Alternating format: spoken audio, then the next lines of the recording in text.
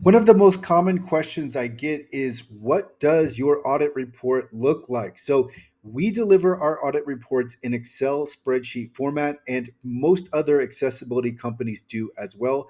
Our audit report includes several columns that we're about to go over.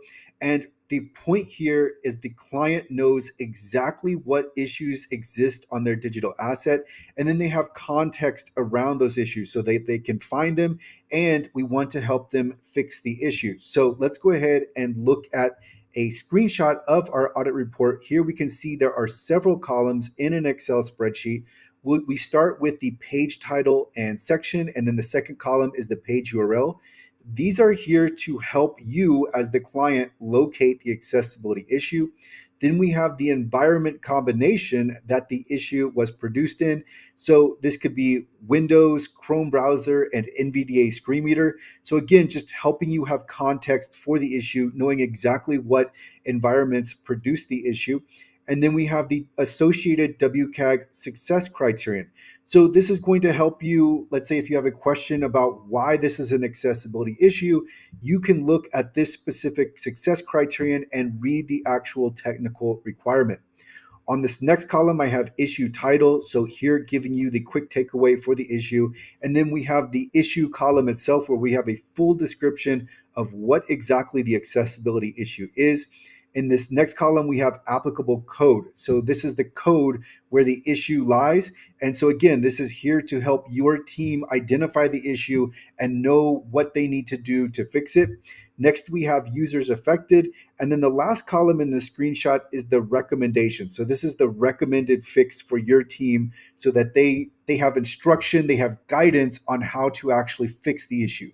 Now, we take this to an entire different level with accessibility trackers. So you can upload your audit report, and it doesn't have to be from accessible.org, but you can upload your audit report to accessibility tracker, and then you can have AI extract all of the data and then help you with the issue. So this is very helpful, especially if your team isn't familiar with accessibility. If they're newer to accessibility, then you can get guidance on the fix. So you already have this fix in the audit report, but then you have AI to help you additionally with the code and just understanding the issue itself.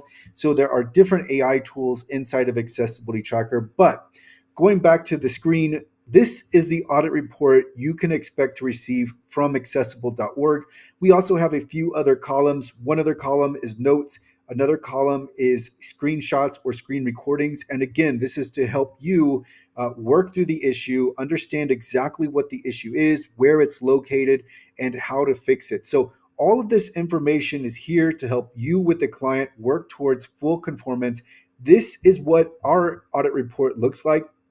And it's not that dissimilar from many other accessibility companies. As I've said, the Excel spreadsheet format is the preferred format in the accessibility industry. Every now and then you'll get a PDF or a Word document, but it's usually going to be an Excel spreadsheet format.